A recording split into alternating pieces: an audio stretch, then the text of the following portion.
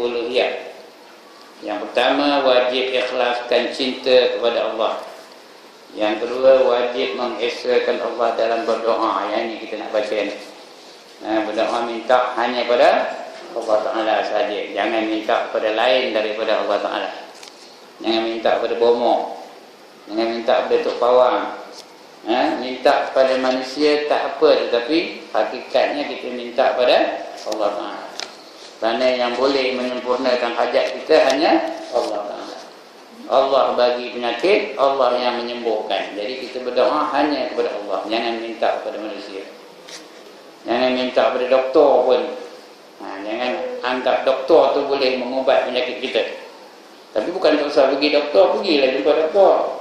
Tapi yang menyembuhnya bukan doktor. Siapa menyembuhnya? Allah Ta'ala menyembuhnya. Kita makan ubat tu hanya ikhtiar semata-mata. Tapi hakikatnya Allah yang menyembuhkan segala penyakit. Jadi sebab itu kita nak berdoa hanya kepada Allah sahaja. Wajib kita mengesakan Allah dalam berdoa. Kerana Allah sahaja yang boleh menyempurnakan hajat kita. Yang lain tak boleh. Dan wajib juga kita tujukan doa kita itu hanya kepada Allah. Jangan kepada lain daripada Allah Ta'ala. Jangan kepada hantu, jangan kepada penunggu, jangan kepada apa saja. Anak demam, minta kepada siapa? Minta kepada Allah. Berdoa kepada Allah. Yang hajat dulu. Anak-anak pressure PMR, apa buat? Yang hajat, minta kepada Allah. Tak payah bawa ayuh pergi kepada ustaz. Beri beliau bawa ayuh ni, ustaz, anak saya nak pressure, tolonglah jampikan gitu. Saya entah berapa ratus botol kalau saya jampikan. Tak adalah salah, bukan salah, tapi yang pentingnya kita mendahulukan Allah daripada yang lain-lain. Apa salahnya maknya hajat doa kepada Allah? Ya Allah, ya Tuhan kami, berikanlah keputusan yang cemerlang kepada anak aku yang sedang menghadapi pemeriksaan PMR besok atau SPM besok atau SPP dan sebagainya. Maknya minta kepada Allah. Barulah ada feeling, barulah ada perasaan mak minta untuk anaknya. Ini minta kepada ustaz, dibaca kan dia ustaz tu.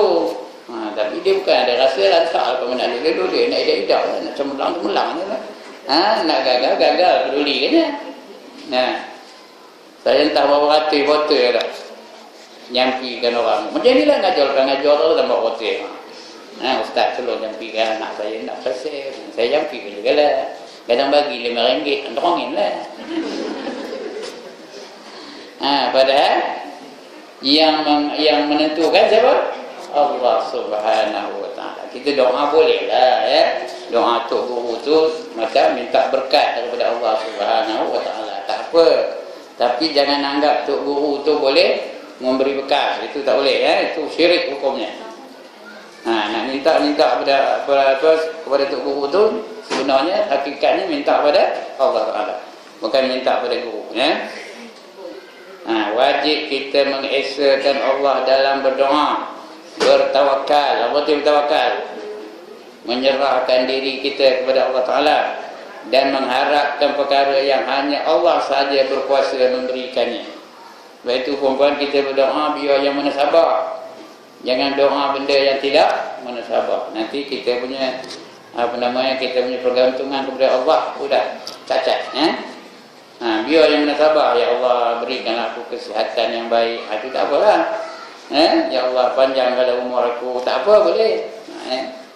Jangan, ya Allah, janganlah kamu mati-matikan aku, biar aku hidup selama-lamanya. Boleh tak? Boleh tak? Kenapa tak boleh? Kerana doa itu mustahil. Tak boleh nak tak boleh nak dikabulkan. Ada orang hidup selama-lamanya tak mati-mati? Ada ke? Tak ada. Lambat laun mesti akan mati. Benda yang Allah tak boleh bagi, mana boleh ataupun ya Allah, jangan doakan untuk kemusnahan orang lain lah. Ya Allah, cekik dihantu oleh sana tu, jangan harus, tak boleh ya Allah, lagi apa? Tertelan biji nangkil orang tu dia mampu katanya. Jangan, tak boleh. Nak berdoa yang baik-baik untuk kita dan untuk orang lain. Minta kepada Allah yang menasabah. Ya Allah, berikanlah aku kesihatan badan, kuatkanlah iman aku, sentiasa aku berpegang teguh kepada kamu. Ya, ampunkanlah dosa aku, ampunkanlah dosa ibu bapa aku, ampunkanlah dosa isteri aku, anak-anak aku.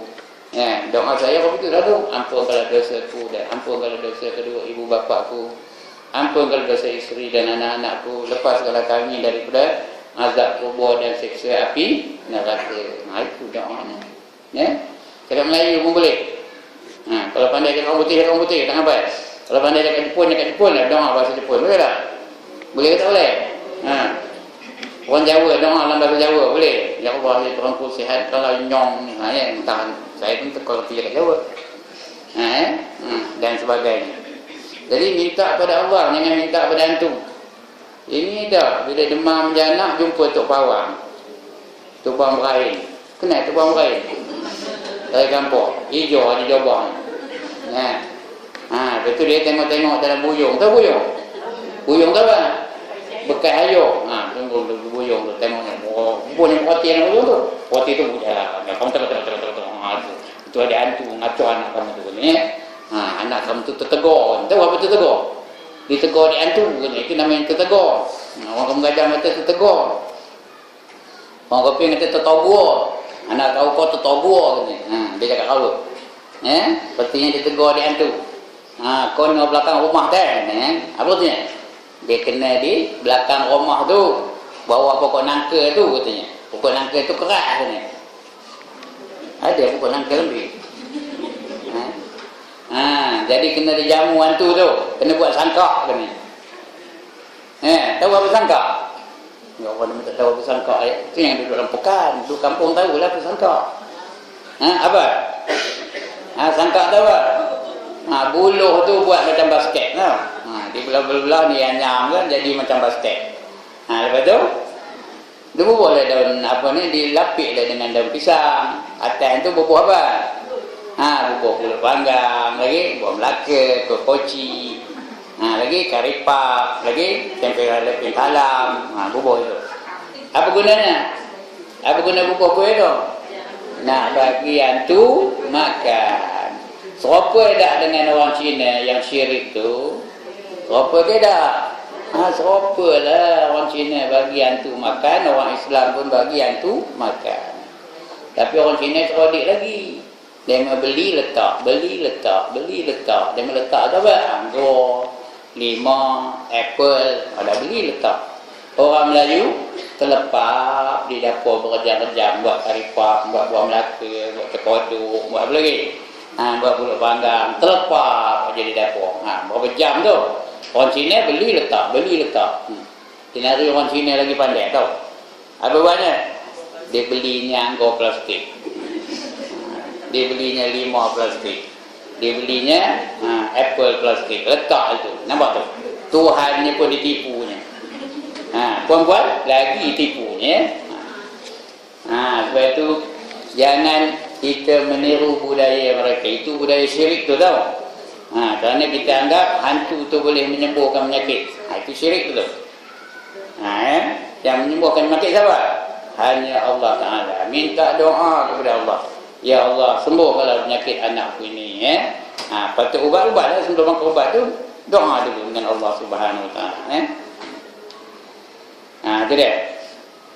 Wajib kita mengesakan Allah dalam berdoa, bertawakal dan mengharapkan perkara yang hanya Allah saja berkuasa memberikannya.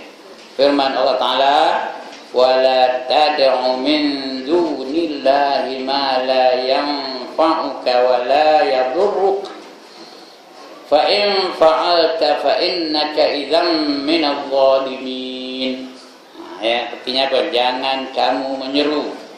Wala tad'u itu kamu menyeru, min dunillah, daripada selain daripada Allah. Nak minta jangan minta lain daripada Allah, hanya minta kepada Allah Ta'ala saja. Ma la yanfa'uka wa la yadurruk, kepada sesiapa yang tidak boleh memberi manfaat kepada kamu dan tidak pula boleh membinasakan kamu. Yang lain itu tidak boleh memberi apa-apa manfaat dan tidak juga boleh membinasakan kamu. Yang boleh apa? Hanya Allah Ta'ala saja. daripada Allah apa-apa yang tidak memberi manfaat dan memberi mudarat kepada kamu. Jika kamu berbuat demikian, kamu akan termasuk ke dalam golongan orang-orang yang zalim. Fa in fa'alta, jika sekiranya kamu buat juga, fa innaka, sesungguhnya kamu, idzan, terjadilah golongan minaz zalimin, dari golongan orang-orang yang zalim. Orang yang zalim mana tempatnya? Orang yang zalim mana tempatnya? Neraka. Siapa hendak angkat tangan? Siapa hendak masuk neraka? Kalau orang zalim, dia masuk neraka. Kalau tak diampunkan oleh Allah Ta'ala, dia akan masuk ke dalam neraka. Angkat tangan, ayat hendak kata. Ada tak orang tak? Ada. Oh, lantak masuk neraka. Tadi aku siapa yang masuk neraka? Anda betul orang begitu ya. Ingat dia main neraka dewan kot ya. Macam ni dia neraka. Agak-agaknya perempuan orang dalam neraka ni boleh duduk tetap macam perempuan kan. Punggung tu tetap ya dalam duduk. Ui sedapnya duduk. Oh betul kan? Apa rasanya bila duduk? Bila punggung tu kena ke lantai, apa rasanya? Sedap. Apa rasanya? Panas. Bila panas apa buat? Bila letak punggung panas apa buat? Ya Allah tak tahu. Mengelejatlah, terangkat balik. Terberdiri, bukan berdiri, terberdiri. Artinya dia terpaksa berdiri. Itu kacau pula kaki kanan, apa buat? Terlompat kaki kanan tu, ngapa terlompat? Kerana panas. Terlompat kaki kanan, letak kaki kiri, terlompat pula kaki kiri, tukar balik kaki kanan, terlompat lagi, tukar kaki kiri, terlompat lagi. Itu yang terlompat tu. Yang kita tengok dalam kotak bingung tu, ada tak tengok? Terlompat. Itu orang tengok kan? Kotak bingung tu tahu? Siapa tak ada kotak bingung rumah, angkat tangan. Semua orang ada kotak bingung di rumah itu. Ya Allah, tak tahu ke nama apa? Itu namanya kotak bingung. Siapa gemar tengok itu orang bingung namanya tu ya. Itu yang terlompat tu. Orang yang terlompat yang perempuan tengok tu, mereka tu apa buat nama tu? Berlatih masuk neraka lah tu. Reptile in hell. Praktis masuk neraka, terlompat. Kita tengok tu dia seronok. That's the way I like it. Dia seronok. Tapi sebenarnya apa? Mereka menderita.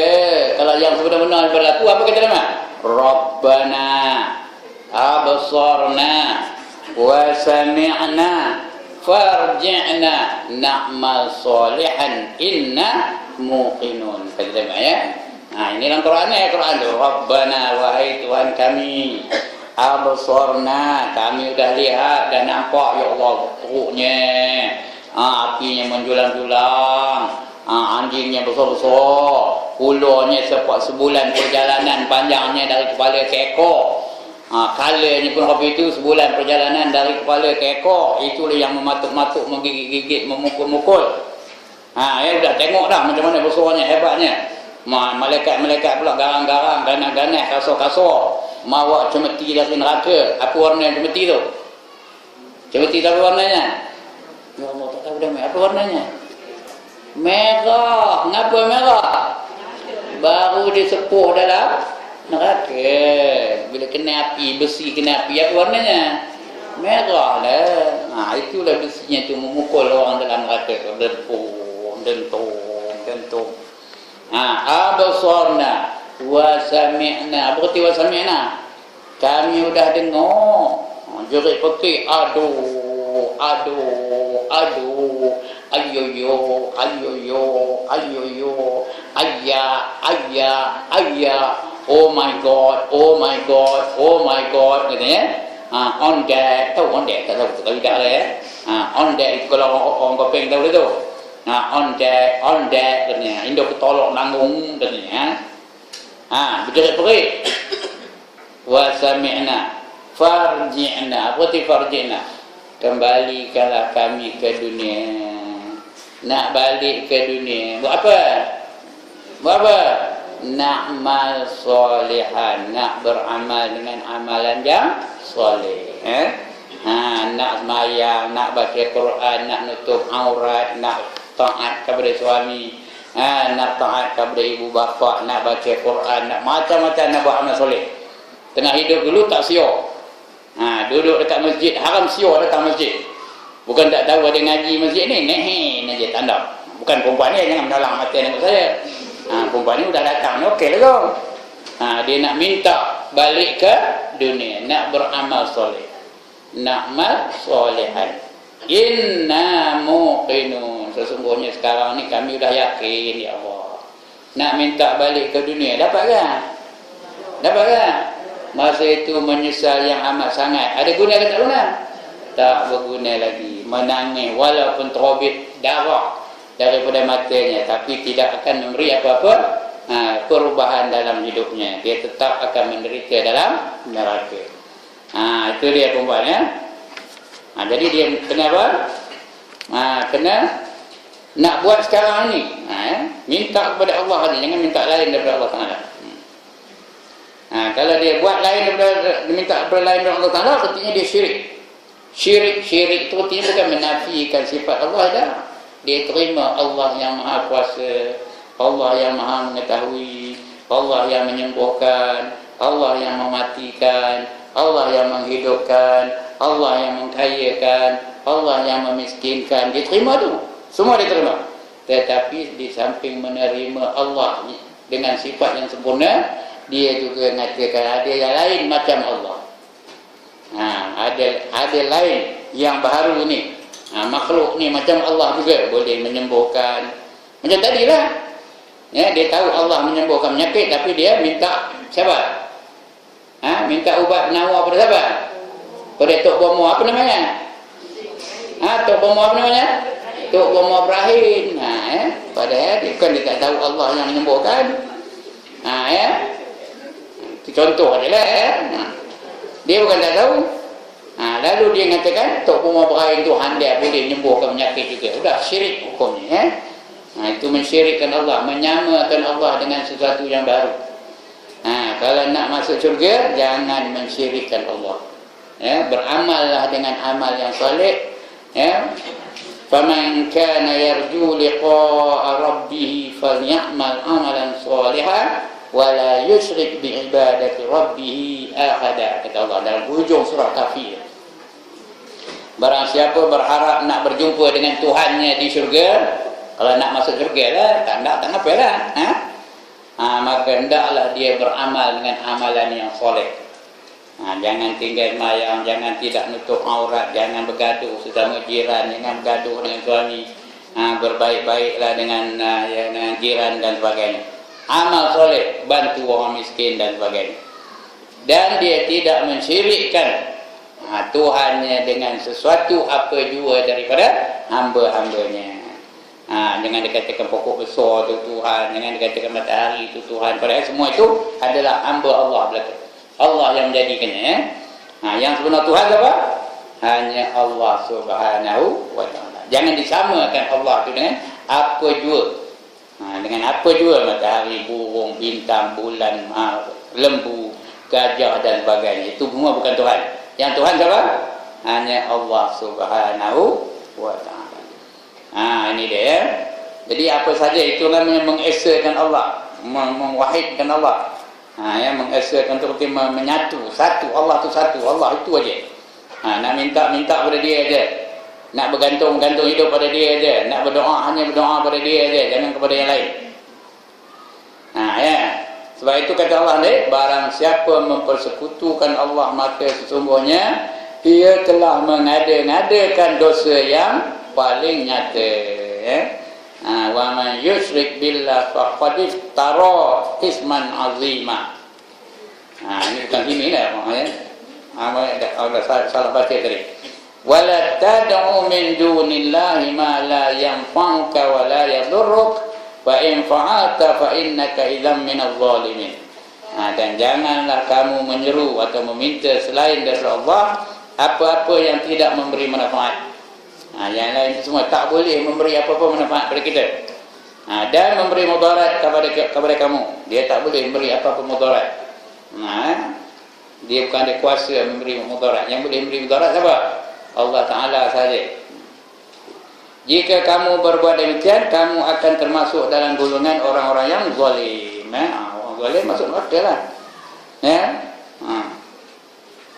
Walam yakum bima anzalallah faulaika humuz zalimun. Barang siapa tidak berhukum dengan apa yang diturunkan oleh Allah, maka kamu termasuk dalam golongan orang-orang yang zalim. Wa man lam yakum bima anzalallah faulaika humul kafirun. Wa man lam yakum bima anzalallah faulaika humul fasiqun. Kata Allah, kalau kamu tak berhukum dengan apa yang diturunkan oleh Allah, kamu jadi orang kafir. Dan kalau kamu tidak berhukum dengan apa yang diturunkan oleh Allah, kamu jadi orang zalim. Dan kalau kamu tidak berhukum dengan apa yang diturunkan oleh Allah, kamu jadi orang fasik. 3 ni. 3 padah bagi mereka-mereka yang tidak berhukum dengan apa yang dijalankan, apa yang diperintah oleh Allah, yang tak mahu menerima perintah Allah. Dia boleh jadi orang kafir, boleh jadi orang zalim, boleh jadi orang fasik. Ketiga-tiga ni ahli neraka belaka. Hendak yang mana? Perempuan, nak yang mana? Nak kafir ke, nak zalim ke, nak fasik? Mana hendak? Tak hendak apa? Semuanya tanda. Kita nak jadi orang yang soleh, beriman dan beramal soleh. Kalau tidak jadi orang azim, orang zalim ya. Isman azimah ya. Baik. Tu wala tad'u min dunillahi ma la yanfa'uka wa la yadhurruk. Fa in fa'alta fa innaka idzam minadh dhalimin. Kalau kamu buat juga, kamu jadi dari golongan orang-orang yang zalim. Orang zalim itu masuk neraka tu. Bersama dengan orang kafir, bersama dengan orang fasik. Kedua-duanya itu ahli neraka belaka ya. Kemudian tengok muka surat 24 ya. Firman Allah Ta'ala lagi, wa 'alallahi fatawakkalu in kuntum mu'minin. Apa artinya? Dan kepada Allah hendaklah kamu bertawakal jika kamu orang-orang yang mukmin. Kalau kamu orang yang beriman, hendaklah kamu berserah diri kamu kepada Allah Ta'ala. Jangan serah diri kepada lain daripada Allah Ta'ala. Nak serah diri hanya kepada Allah sahaja. Ya? Yang lain jangan. Hendaklah kamu berserah diri kepada Allah semata-mata. Dan firman-Nya lagi, innal ladzina amanu wal ladzina hajaru wa jahadu fi sabilillah ulaika yarjuna rahmatallah. Ya, sungguhnya orang-orang yang beriman, berhijrah dan berjihad pada jalan Allah, mereka itulah orang-orang yang mengharap akan rahmat Allah. Tidak ada rahmat Allah. Kali lagi nak tanya, ndak ke dak rahmat Allah? Buat apa? Buat apa rahmat Allah? Saya tanya ndak tu, ndak. Udah tak tahu ni buat apa? Buat apa rahmat Allah? Nak melayakkan diri kita masuk ke dalam syurga. Kerana perempuan kena faham, kalau kita dapat masuk syurga pun adalah dengan rahmat Allah. Bukan dengan semayang kita, bukan dengan menutup aurat kita, bukan dengan kita ngaji ni, bukan dengan kita baca Quran, bukan dengan kita wirid zikir. Itu tidak melayakkan kita masuk ke dalam syurga.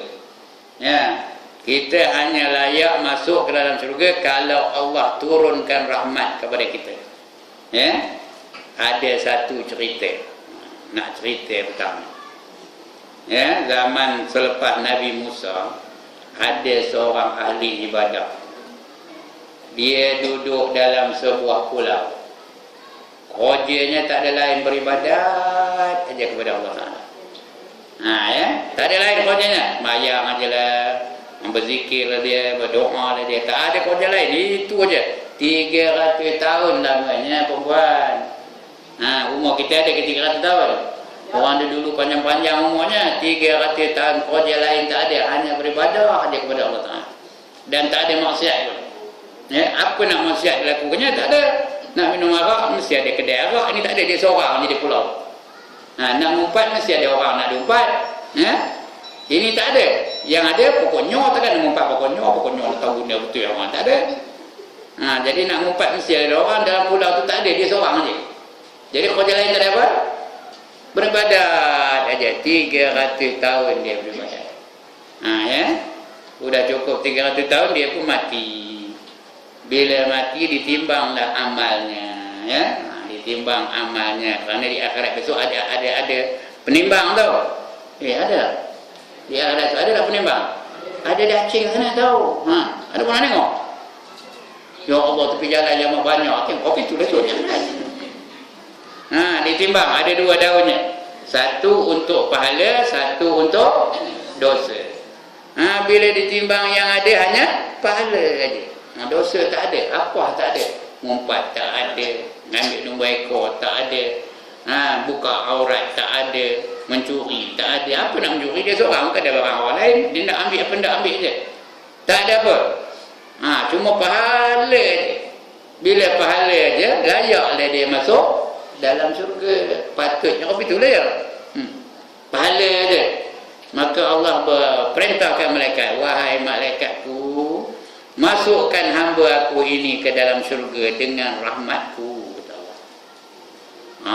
Masukkan hamba aku ini ke dalam syurga dengan rahmat aku, kata Allah. Rupanya orang ini sudah masuk, dah sampai ke akhirat, dia action pula. Tahu action? Ya Allah, tak tahu action. Sombong, tak sombong. Menok. Dia pun protes. Ya Allah, katanya, aku tak siok masuk syurga dengan rahmat kamu, katanya. Aku tak siok. Tahu ke tak siok? Apa tak siok? Rupanya dia orang kamu gajah. Aku tak siok masuk syurga dengan rahmat kamu. Aku nak masuk syurga dengan pahala ibadah aku, katanya. Cakap putih pula dia lepas itu. I think I am qualified to go into heaven because I have been worshipping you for 300 years. Dia ngabur dengan Tuhan. Tuhan tak kerti cakap putih kan? Kata Tuhan, okey. Kata Tuhan, tak adil Tuhan yang kata okey itu saya dengan Tuhan tu. Kita timbang ibadah kamu tu, layak ke tak layak memasukkan kamu ke dalam syurga. Maka ditimbanglah ibadahnya selama berapa tahun? 300 tahun. Di sebelah daun yang lagi satu tu diletakkan nikmat Allah. Tengok mana lebih berat. Berat nikmat Allah ke berat pahala ibadahnya selama 300 tahun. Ya, Allah ambil nikmatnya sikit aja. Apa dia ambilnya? Hanya sebelah mata, bukan 2 mata, sebelah mata. Dia letak sebelah mata dalam satu daun, kemudian pahala ibadahnya 300 tahun dalam satu daun lain. Bila ditimbang berat mana? Mana lebih berat? Berat lagi sebelah mata. Bermakna apa? Bermakna apa? Ibadahnya 300 tahun tak layak membayar walaupun sebelah mata saja yang Allah anugerahkan kepada dia. Sebelah mata belum 12 lagi tak layak. Jadi apa kata Allah?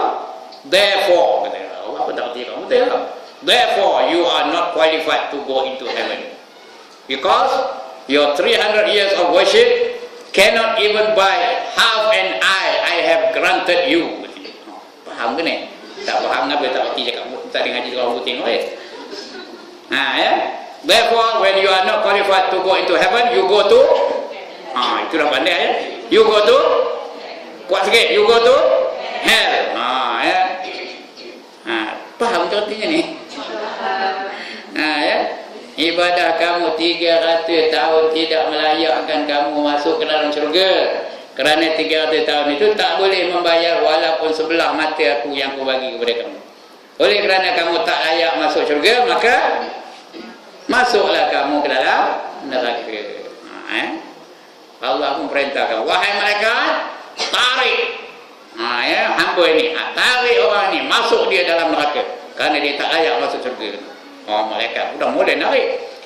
Itu baru dia menjerit. Ya Allah, kata dia menjerit sekuat-kuat hatinya. Ya Allah, ampunkanlah aku, ampunkanlah dosa-dosa aku. Janganlah kamu masukkan aku ke dalam neraka kamu. Masukkanlah aku ke dalam syurga kamu dengan rahmat engkau. Tengok ayat ni tadi. Ayat ni tadi ya. Apa dia? Ujung tu. Ya, awak tak ada ayat ni. Ada ujung ni. Ada lagi sambung ayat ni. Wallahu ghafurur rahim. Ujung ni ya. Wallahu ghafurur rahim. Maksudnya Allah itu Maha Pengampun lagi Maha Mengasihani. Ini tak ada tulis ni. Boleh cari dalam Quran ya, ujung tu. Wallahu ghafurur rahim. Allah Maha Pengampun lagi Maha Mengasihani. Ayat ni ayat surah Al-Baqarah 218. Nampak? Ya. Di ujung tu ada Allah Maha Pengampun dan Maha Mengasihani. Allah kesian tengok dia, maka diampunkanlah dia. Akhirnya dia masuk ke dalam syurga, tapi dengan rahmat Allah, bukan dengan ibadahnya selama 300 tahun. Jadi itu sebab kita hendak rahmat Allah. Hendak kita rahmat Allah? Kalau hendak, mesti ada 3 perkara. Wallazina amanu, innal ladzina amanu, sesungguhnya orang-orang yang beriman. Ya, wallazina hajaru, dan orang-orang yang berhijrah. Wajahadu fi sabilillah. Nak 3 perkara ni. Yang pertama mesti beriman. Kita dah beriman pun. Ada orang tak beriman kat tangan? Ada beriman ya? Okey, dah semua beriman ni. Tapi kena faham lah apa dia tauhid rububiyah, tauhid uluhiyah, tauhid al-asma, tauhid as-sifat, untuk beriman ya. Baru diterima iman. Ya. Itu dah beriman. Okeylah, kita nak kira dah beriman lah, walaupun belum sempurna lagi pengetahuan kita. Tapi kira beriman tu. Lepas beriman apa? Walladzina hajaru, hendaklah kamu berhijrah. Berhijrah tu apa? Apa erti berhijrah? Ya Allah, dia tak nak dengar perkataan hijrah kan? Apa erti berhijrah? Pindah. Lepas ini balik gulung tikar, ikat, pindah ke kampung semua ya. Itu kan maksudnya? Apa maksudnya? Apa yang nak pindah? Sikap kita tu, your attitude, change your attitude towards Islam. Ya, tukar pandangan kamu tentang Islam. Kalau dulu getik aja nengok orang mengamalkan Islam, lepas ini kita amalkan Islam dalam hidup kita. Itu hijrah lah namanya tu. Kalau dulu getik aja nengok orang pakai tudung, pakai jubah, lepas ini apa? Bongih ni kan? Apa buat? Pakailah jubah, pakailah tudung ya. Tukar kepada Islam. Kalau dulu buat tak erti aja hal-hal tentang Islam, sekarang ni kita perjuangkan Islam dalam hidup kita. Itu namanya hijrah, pindah namanya ya. Tukar sikap tu. Yang ketiga, wajahadu fi sabilillah. Apa artinya? Hendaklah kamu berjuang di jalan. Udah berjuang ke belum? Udah tak ada jawab. Udah berjuang ke belum? Siapa belum berjuang, pastikan dia berjuang. Ya, pastikan dia berjuang. Cari orang-orang yang berjuang ya, daftar nama untuk dia dalam masuk dalam perjuangan menegakkan agama Islam dalam hidupnya. Ya. Tahu macam mana? Tak tahu juga macam mana nak berjuang. Tak tahu nak berjuang. Ya, masuk dalam jamaah Islamiyah yang menegakkan Islam dalam hidupnya. Jangan kita jadi orang-orang yang menentang dalam perjuangan Islam dalam hidupnya ya. Kena berjuang di jalan Allah. Bila ada 3-3 ni, ulaika yarjuna rahmatullah, kata Allah. Itulah dia orang-orang yang mengharap akan rahmat daripada Allah. Ya. Itu yang kedua tadi ya. Nak berdoa hanya berdoa kepada Allah Taala. Yang ketiga, wajib mengesakan Allah dalam takut. Ya. Itu yang ketiga, wajib mengesakan Allah dalam takut. Nak takutkan apa? Takutkan Allah saja, jangan takutkan hantu, jangan takutkan apa? Penanggal, jangan takutkan pokok besar, jangan takutkan gelap. Macam-macam takut orang lain ni banyak orang takutnya. Takutkan penunggu lah, takutkan hantu lah, takutkan apa lah. Di kampung tu ada sekali tu. Heboh dengan ada hantu kata teman. Ada hantu di kampung kata teman. Ya Allah. Suami tu punya takut kan. Ya, dia nak kencing suami kena ngawan kena dia nak keluar suami kena kawan dengan mereka. Tapi mujur bukan di taman saya. Taman satu lagi tu, Taman Sentosa nama tamannya. Takut penuh dia nak keluar. Terpaksa lah suami menemankan mereka ke mana pergi. Pasal apa? Mereka takutkan hantu. Padahal coba kalau kita takutkan Allah macam takutkan hantu, macam kan bagus dia. Ini dah. Kadang-kadang hantu tu kan nampak pun takut aja. Nampak tapak aja, nampak tapak hantu tu. Oi, punyalah takut, jangan lalu tu ada hantu katanya. Padahal mana ada pun. Padahal hantu tu bukan boleh memberi mudarat. Yang boleh memberi mudarat siapa? Hanya Allah Ta'ala sahaja. Jadi nak takut hanya takutkan Allah sahaja.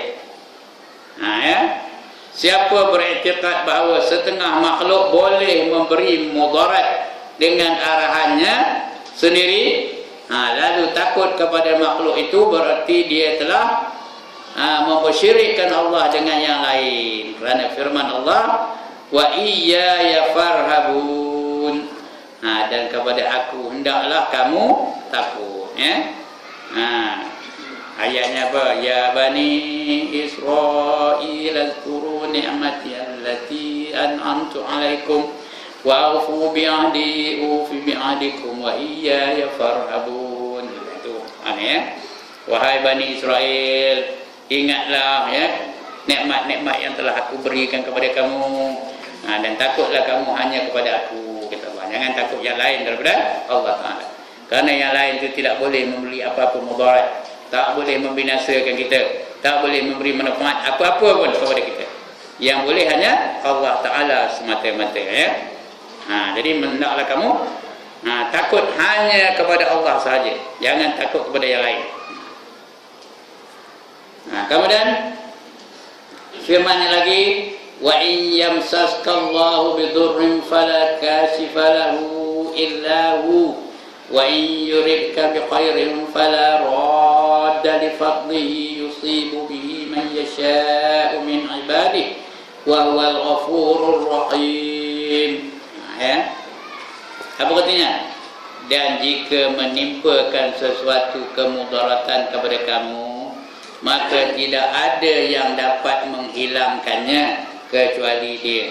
Dan jika Allah menghendaki kebaikan bagi kamu, maka tak ada yang dapat menolak kurniaannya. Dia memberi kebaikan itu kepada sesiapa yang dikehendaki daripada hamba-hambanya, dan dialah yang maha mengampun lagi penyayang. Dialah yang maha pengampun lagi maha penyayang. Artinya apa? Jika Allah nak menimpakan apa-apa kemudaratan kepada sesiapa saja, tak ada siapa yang boleh menolaknya. Panggil jin, seluruh jin suruh memelihara dia. Panggil Tok Pawang suruh memelihara dia. Tak boleh. Kalau Allah kata dia mudarat lah. Macam Allah kata kamu mati pada sekian-sekian time. Macam panggil lah, makan dah ubat lagi tamu, makan pamoga lah, lagi makan apa? Makan kopi hebat lah, super hebat lah, lagi makan apa? Makan kopi janda lah. Kok mau jangan mati? Tapi time mati tu mati juga. Tak ada boleh siapa yang menghalang kehendak Allah Subhanahu wa Ta'ala. Kalau Allah kata kamu jatuh tangga, jatuhlah tu. Kalau Allah kata kamu jatuh motor, jatuhlah tu. Walaupun dia bawa betul-betul berjaga-jaga. Tapi kalau time dia jatuh, Allah hendak dia jatuh, jatuhlah tu. Kerana tidak ada siapa yang boleh menghalang kehendak Allah Ta'ala. Carilah jin, carilah seluruh manusia untuk menghalang daripada berlakunya perkara yang Allah tetapkan. Tak boleh. Dia tetap akan berlaku. Itu sebab Allah kata, qul innal mautal ladzi tafirruna minhu fa innahu mulaqikum. Katakan bahawa mati yang kamu nak lari daripadanya itu pasti akan menemui kamu. Kita ni Allah dah tahu. Allah tahu kita ni kalau boleh janganlah mati. Iya ke dah? Iya ke dah? Ha. Ada orang nak mati angkat tangan? Ada orang nak mati kejap ni angkat tangan? Ha, padahal kalau mati dalam majlis ilmu ni dah garanti masuk syurga.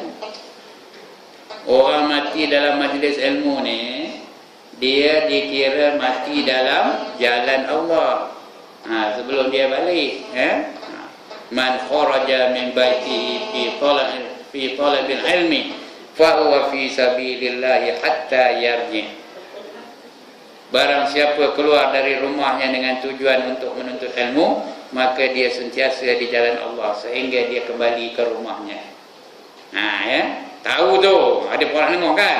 Nah, dia dalam jalan Allah. Tapi bila ditanya nak mati tak? Tak ada. Tak ada apa yang tak. Tak ada orang kata tangan pun. Siapa nak mati kat tangan? Ha, siapa tak ada? Ha, siapa nak masuk syurga kat tangan? Sekali lagi, siapa nak masuk syurga kat tangan? Ha, tak. Kata kalau tak mati bila masuk syurga ni? Nak masuk syurga kena mati dulu. Ha, ya. Ha, kita tahu tu tapi tak ndak juga. Ha, tak ndak juga mati. Ha, kenapa? Kerana mati itu satu misteri yang kita tak dapat nak bayangkan macam mana keadaannya. Itu yang kita tak nak tu. Ha, ya. Tapi kalau time dia mati, mati juga. Makanlah ubat macam mana pun. Pergilah hospital mana pun. Jumpalah doktor mana-mana pun. Takkan dapat mengelakkan daripada kematian. Ya, ainama takunu yudrikumul maut walau kuntum fi burujim musyayyadah, kata Allah dalam Quran. Di mana saja kamu berada, mati pasti akan menemui kamu. Walaupun kamu berada di dalam mahligai yang teguh. Mahligai itu punya teguh, kalis, peluru pun tak tembus, bom pun tak boleh apa-apa. Tapi kalau time dengan malaikat maut, tak terelakkan, ya. Ha, bila datang malaikat maut, tak ada siapa yang boleh menolaknya, ya. Ha, lantaklah dia guru silat apa. Dengan malaikat maut tak tersilatkan. Ha, belajarlah silat gayung ke, silat lincah ke, ha, silat gayung raib lah, silat pulut lah, silat senduk lah, silat sudu lah. Ha, belajarlah. Tapi kalau tahan dia mati, tetap dia akan mati. Ha, persoalannya kita ni, apa persediaan kita untuk menghadapi mati? Sedangkan kita pasti akan mati, ya. 40 hari sebelum seseorang itu nak mati, malaikat dah tukar namanya. Namanya tak ada lagi Munah, tak ada lagi Timah, tak ada lagi Pe'ah, tak ada lagi Etun, tak ada lagi Enun, tak ada lah. Tak ada Ibrahim. Ha, ya? Ha, Ibrahim tak ada. Ha, tak ada lagi Dola, tak ada lagi Razak, apa pun tak ada. Ha. Sudah ditukarkan kepada mayat. Semua orang dipanggil mayat 40 hari sebelum nak mati tau. Semua orang tukar namanya kepada mayat. Ha, malaikat menyeru dari langit, wahai mayat. Kita tak dengar. Jin dan manusia tak dengar, lain semua dengar. Katak dengar, kredit dengar, cacing dengar, lipas dengar, ular dengar, lembu dengar, kobra dengar, ikan keli dengar, ikan baung dengar, udang galak dengar, ha, udang kotak dengar, semua dengar. Ha, yang kita ni tak dengar, ya. Wahai mayat, kata malaikat dari langit, aku malaikat yang menjaga makanan kamu. Aku telah mencari seluruh dunia kalau ada sesuap makanan untuk kamu. Tetapi bahagian kamu sudah habis, wahai mayat. Ya? Bukan itu aja. Sudah habis tu, ada malaikat lain pula menyeru, wahai mayat. Nah, aku malaikat yang menjaga minuman kamu. Aku telah mencari di seluruh dunia kalau ada setitik minuman untuk kamu minum. Tetapi bajet kamu sudah habis, wahai mayat. Ha, lembu tu dengar, kobra tu dengar. Tu kadang-kadang kita lalu dekat lembu tu. Oh, kata lembu. Lembu tu ngapa tu? Itu 3 hari lagi aja tu, kata lembu. Ha. Ha, ya. Yang jangan tadi dah ada lembu dengar tu, itu 3 hari lagi tu. Ha, udah risau belakang. Ha. Kemudian malaikat seorang lagi tu pula menyeru dari langit, wahai mayat, aku malaikat yang menjaga gerak-geri kamu di dunia ini. Aku telah mencari di seluruh dunia, di seluruh pelosok dunia. Kalau ada satu langkah lagi untuk kamu melangkah di dalam dunia ini, tetapi bahagian kamu sudah habis, wahai mayat. Datang lagi satu orang malaikat, 4 malaikat yang menyeru lagi. Itu yang keempatnya, last sekali. Wahai mayat, kata, aku malaikat yang menjaga pernafasan kamu. Aku telah mencari kalau ada sedikit udara untuk kamu sedut di dalam dunia ini, tetapi bahagian kamu sudah habis, wahai mayat. 4 orang malaikat menyeru. Nama dah tukar jadi apa? Jadi mayat. Soalnya puan-puan, apakah mustahil sekarang ini, now, al-an, kita sedang dipanggil mayat oleh para malaikat? Mustahil ke? Yang muda-muda kata, tak ada tu, aku muda lagi. Ya ke? Kerana dia mati ni ada rukun ke?